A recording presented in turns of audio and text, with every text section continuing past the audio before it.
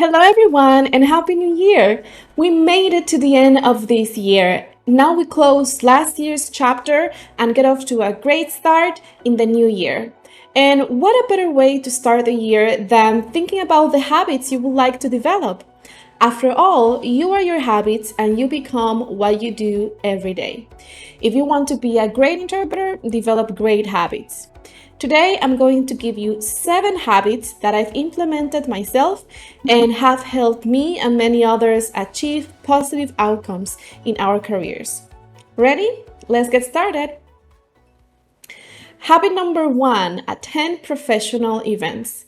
One of the best ways to meet interpreter colleagues is by attending professional events.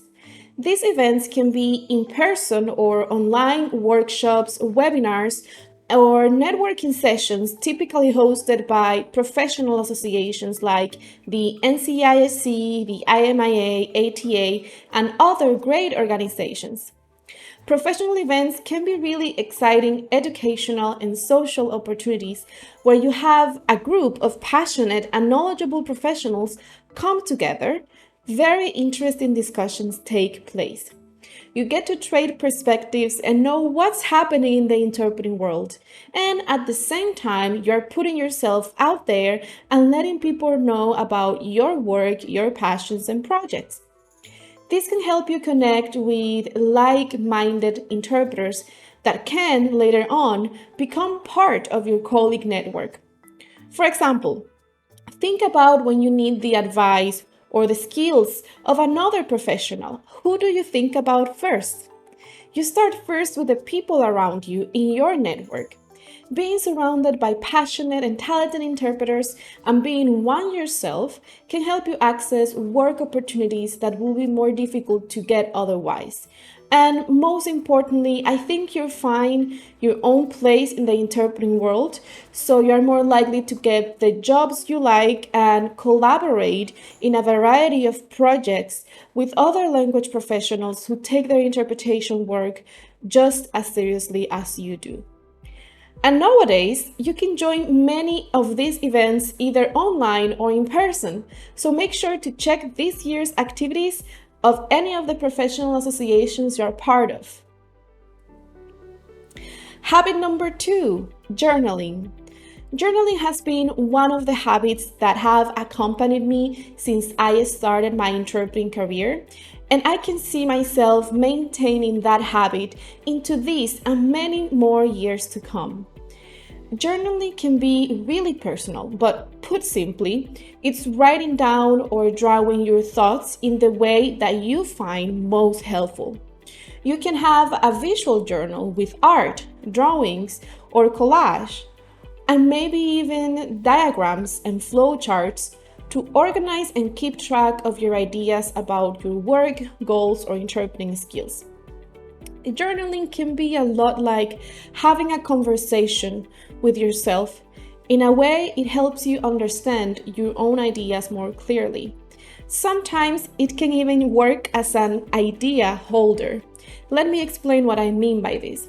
When I have a great idea at a random time, but I'm busy working or doing something, I cannot keep thinking about it, I quickly write down the idea in my journal so I don't forget it. Then, when I have the time or headspace, I refer back to what I wrote, pick up where I left, and continue developing the idea. Sometimes you don't even have to write a super idea. Writing down your observations, positive affirmations, or even the things that you are grateful for can be really helpful to explore your own thoughts. I use my journal template to evaluate my interpreting skills. On the left side, you can see 2 modes of interpretation, simultaneous and consecutive, but you can select the mode of interpretation that you want to practice. Below each one, there is a rubric of interpreting skills to give myself a grade on each skill. After a practice session, interpreting assignment, or work shift, I go through the list and think, how was my active listening today? What about my echoing skills? This helps you break down your performance into different components you can evaluate with precision. On the blue rectangle up here, I typically add a motivational phrase before the beginning of my day so I can keep it in mind throughout the day. In this area, what am I thinking about? Notes and observations from my day. You can write down any noteworthy observations to keep thinking about later, positive affirmations, or even some tricky terms you will want to look up afterwards. And I end the day's journaling with these three important questions. What did I do right? What will I do differently? And what can I do better tomorrow? First, you acknowledge your strengths with the first question, and it serves as a positive reinforcement to help you with your motivation. Even when you feel like your performance was awful, you can at least say one thing that was good about it. Then ask yourself, what will I do differently? Think about specific moments during the encounter that you feel like you said or did some that you could have done or said something differently. And finally, ask yourself, what can I do better tomorrow? This question makes you think about solutions and focuses on improving one small step at a time. It's okay to list just one or two things. Our skills can become perfect overnight, but we can try to be better than yesterday in one specific area. If you do this every day, you will see your skills progressively improve over time. Whatever those skills are, soft skills, hard skills, negotiation skills, consecutive interpreting, you choose. I actually have this journal available on Amazon in case you want to have everything printed instead of having to write down each one of these rubrics in a notebook. So, journaling comes in all shapes and sizes, and you can always find what's more convenient for you.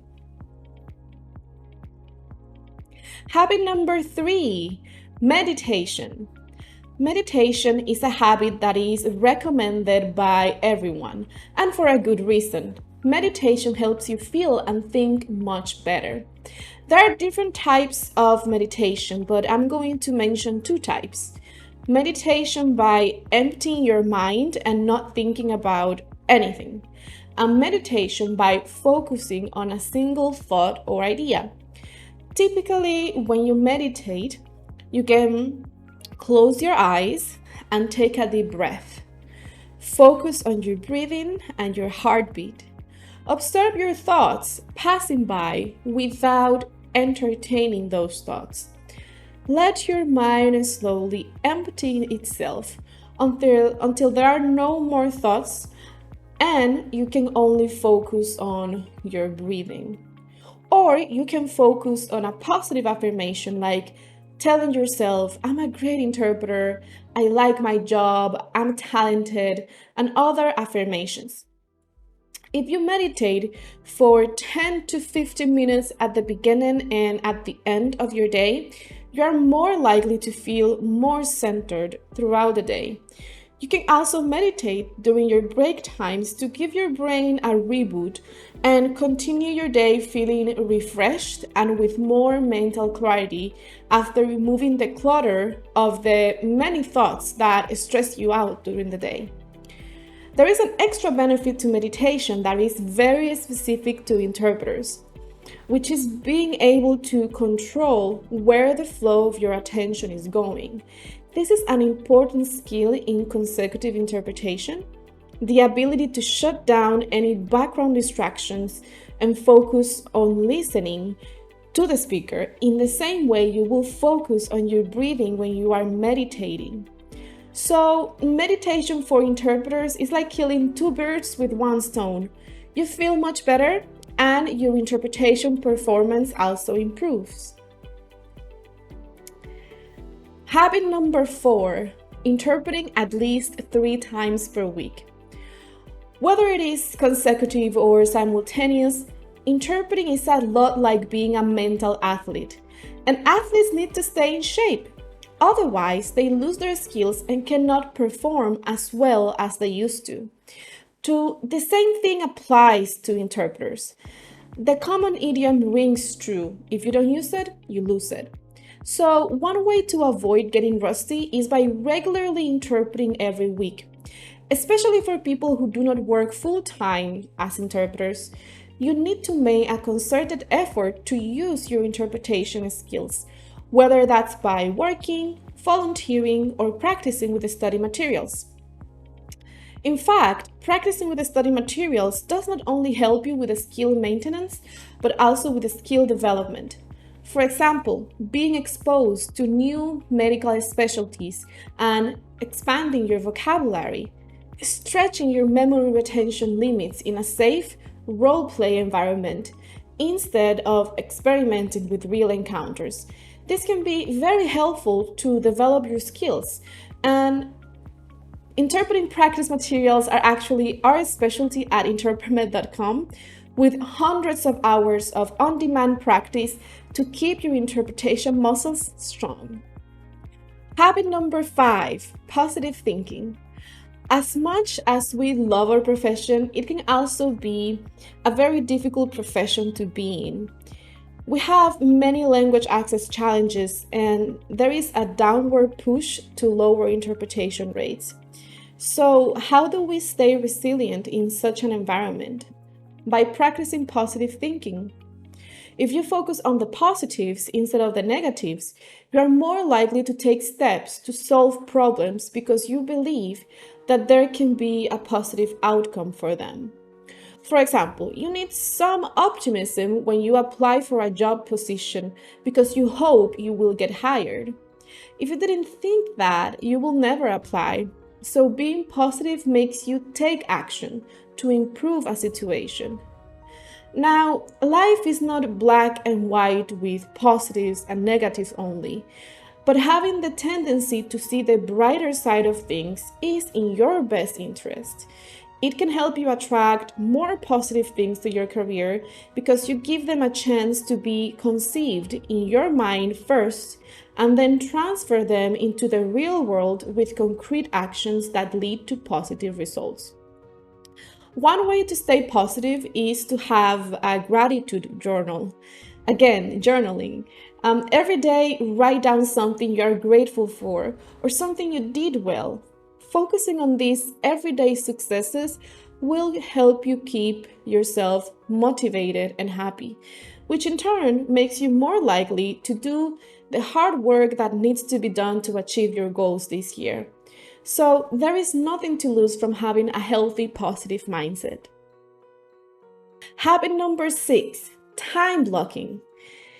Time management is one of the most important skills for freelance interpreters, as their work schedules can look very different every day.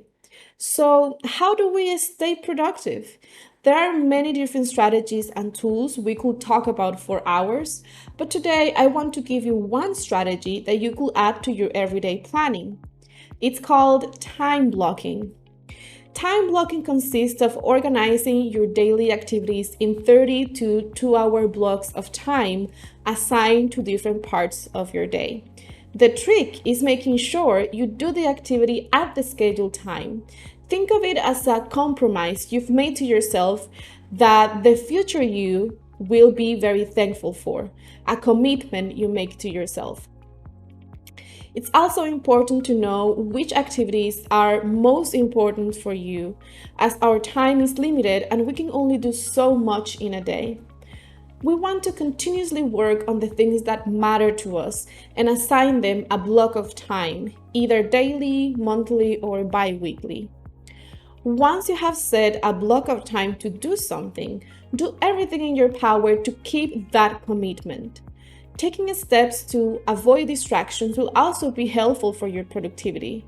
For example, you could log out from all of your social media accounts, mute your cell phone, or tell people around you that you will be busy at that time and you won't be able to answer any calls or messages.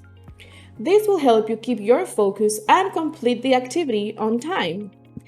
You can also take advantage of planning your time blocks the night before, so you start the next day on the right foot by being intentional with the use of your time from the moment you wake up. This is an example of how I time block. I use Excel spreadsheets and I color code each activity. After I complete them, I change the color to green, and it's very satisfying to see when all my schedule looks like green at the end of the day. I've been time blocking for the past year, and I'll continue to do so this year because it has allowed me to complete many important projects that have been on the back burner for too long. Although each one of us is different, we all need some sort of time management strategy to stay productive, and time blocking may be just the right tool for you. Habit number 7, read more and complete interpreting courses. As interpreters, we need to stay up to date with all the advances in the profession and at the same time deepen our current knowledge. I think many interpreters start working without necessarily knowing how complex the profession is. It's only after we have received basic training or worked as an interpreter that we realize how much we do not know. Oftentimes, we are left to learn some key aspects of our profession on our own. So instead of having to learn everything by trial and error, we can look for the guidance of experienced interpreters who have faced the same challenges as us and have found ways to overcome those challenges and improve their craft. There are two ways you can engage with the ideas of such interpreters. You can read books or you can complete courses. Reading is great for engaging with new ideas and looking at our profession through the author's pair of eyes. Books and articles can give you a theoretical framework to understand some professional concepts with lots of details. Courses can be more practical and interactive, so they are great if you like more active, hands-on approaches to learning with guided instruction. So you can ask questions along the way or have answers broken down into steps for you. You can also make new connections with other practicing interpreters and bounce ideas off of each other. Whether it's a course, a book, or both, education gives you the tools to solve everyday problems and serve your clients and consumers better. Education can also help expand your skill set and diversify your services with new interpreting specializations. The truth is that interpreters are lifelong learners because nearly every interpretation encounter is unique. Educating yourself on everything from learning about negotiation skills to a new medical specialty will be helpful to future-proof your career and stay competitive in the market for the years to come. And those were the 7 interpreting habits to develop in the new year.